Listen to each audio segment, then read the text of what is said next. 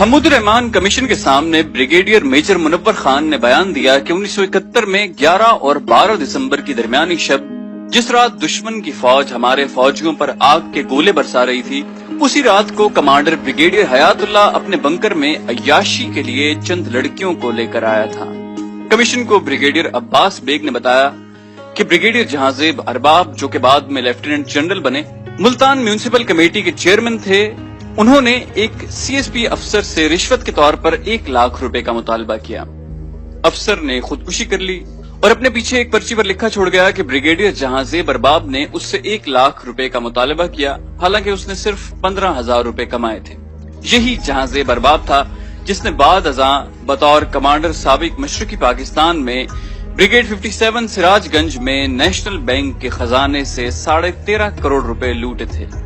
Captain کی تحقیقات سے یہ بات بھی سامنے آئی کہ میجر جنرل خداداد Khan adjutant general Pakistan army کے نہ صرف مشہور زمانہ جنرل اقلیم اختر رانی کے ساتھ ناجائز تعلقات تھے، بلکہ اس نے مارشل لاء کے دوران کئی مقدمات دبانے میں جنرل رانی کی معاونت بھی کی۔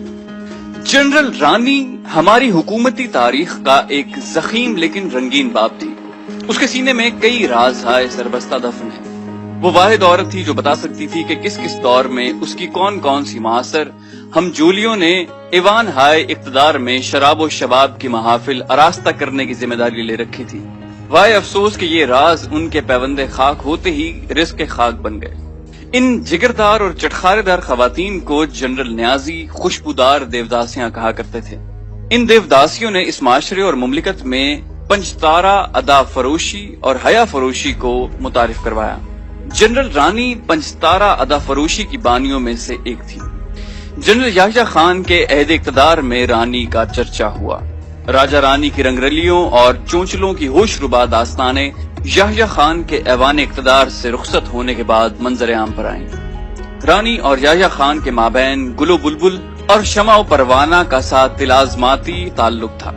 یحییٰ خان بوجوہ ان پر جان چھڑکتے تھے۔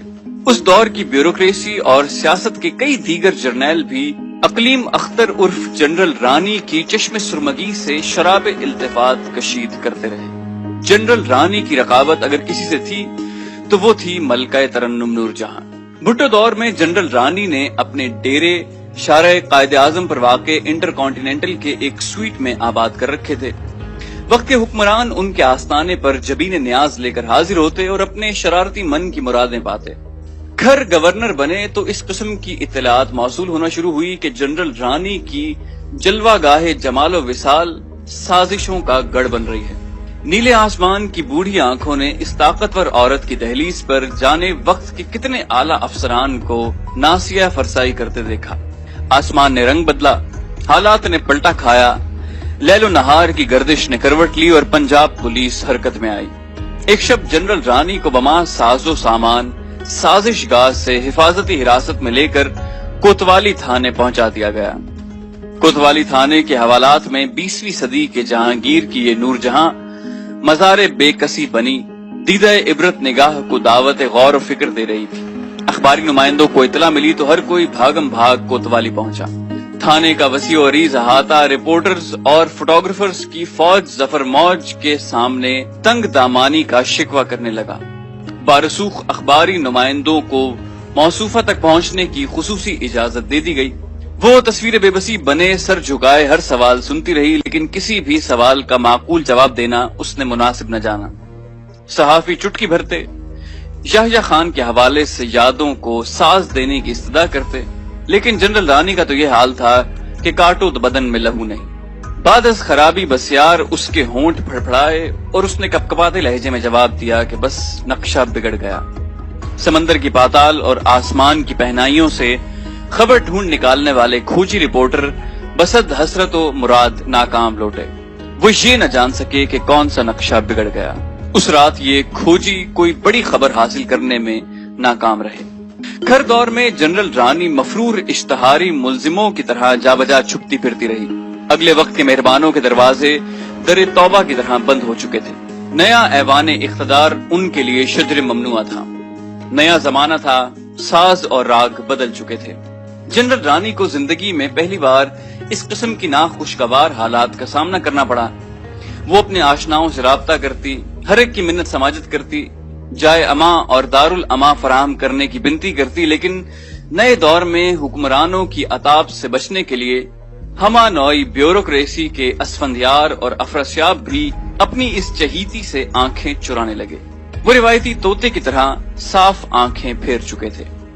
کوچا کوچا کو بکو کریا کریا خاک چھاننے کے بعد اسے معلوم ہوا کہ پورے پاکستان میں اگر کوئی ایک شخص اسے پناہ دے سکتا ہے تو وہ لاہور کا ایک صحافی ہے۔ ایک رات اس صحافی کے گھر ٹیلی فون کی گھنٹی بجی۔ صحافی کی بیگم نے ٹیلی فون کا ریسیور اٹھایا۔ دوسری جانب خوفزدہ لہجے میں ایک خاتون موجود تھی۔ کہنے لگی، بیگم صاحبہ مجھے پناہ چاہیے، میں ایک مظلوم خاتون ہوں، مجھے زمانے نے دھتکار دیا ہے۔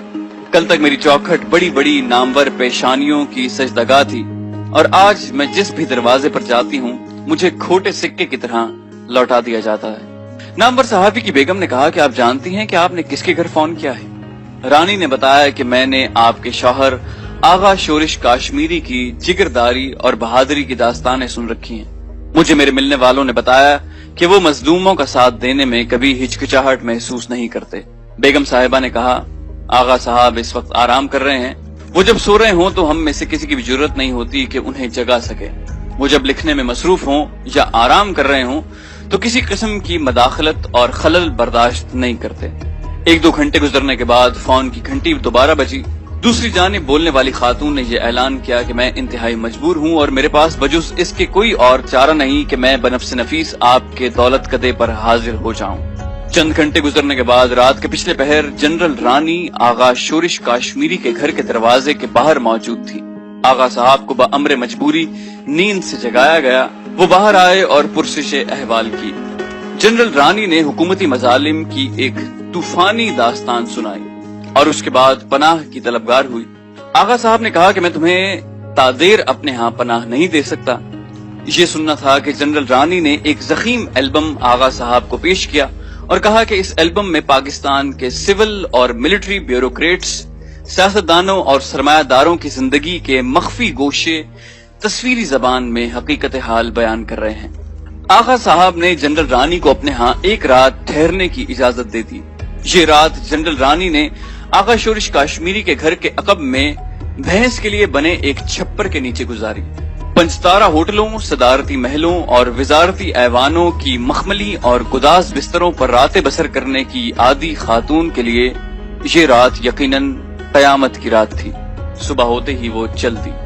آغا صاحب نے اس کے دیے ہوئے تحفے کو اس کی آنکھوں کے سامنے نظر آتش کر دیا۔ کہا کہ اقتدار سے محروم ہونے والے لوگوں کے عیب اچھالنا بزدلوں کا کام ہے۔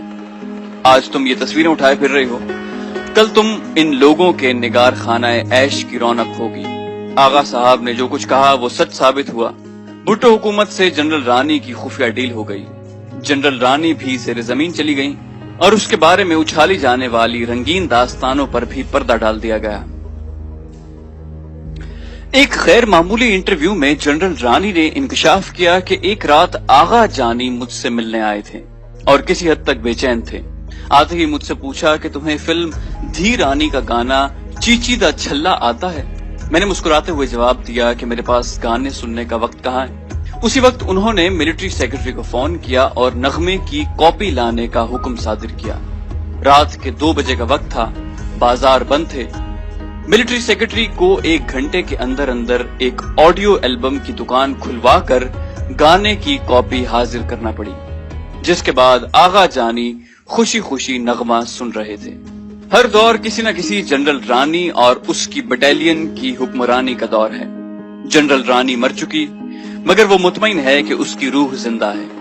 وہ مطمئن ہے کہ اس کے بعد بھی اقتدار کے ایوانوں میں کسی نہ کسی جنرل رانی کے قہقہوں اور چہچہوں پر دل و جان نثار کرنے والے رنگیلے یحییٰ خان موجود ہیں۔ جنرل رانی صرف ایک نام نہیں، وہ صرف ایک عورت نہیں، بلکہ وہ ایک استعارہ اور ادارہ تھی۔ یہ ادارہ اب ناقابل تسخیر حد تک مستحکم ہو چکا ہے۔ جنرل رانی نے مقتدر طبقات کے ایوانوں کو ہرنیوں، تتلیوں، بلبلوں اور میناؤں سے سجانے کا فن متعارف کروایا تھا۔ یہ فن اب بالغ ہو چکا ہے۔